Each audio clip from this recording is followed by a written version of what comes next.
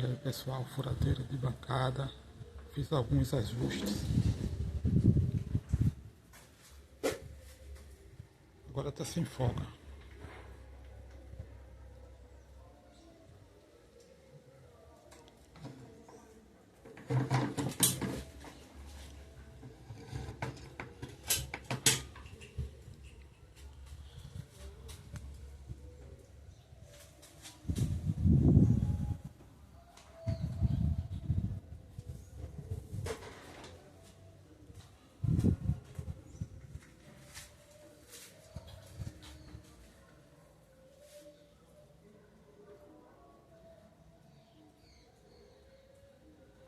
Fiz essa polvilha de madeira.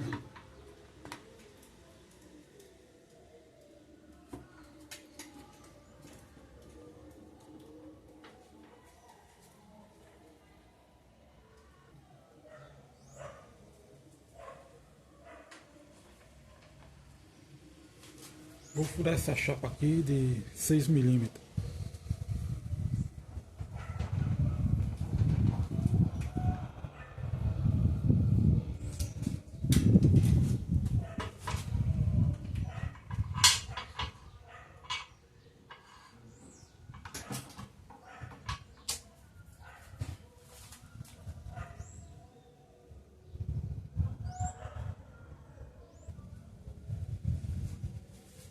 Tinha dado pausa aqui, pessoal.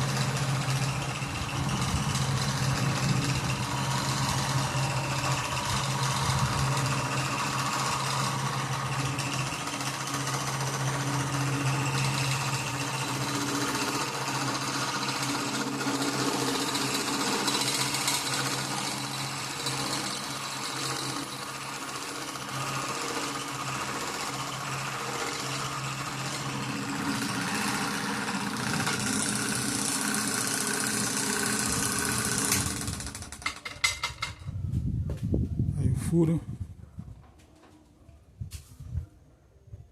broca de 4 milímetros.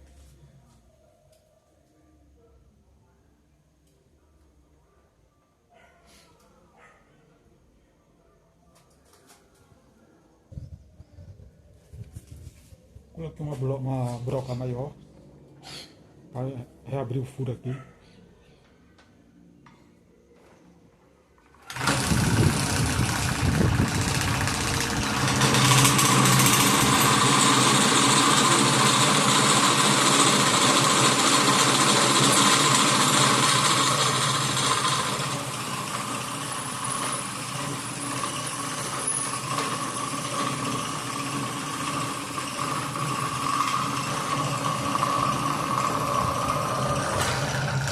Pessoal, tirou perfeitamente.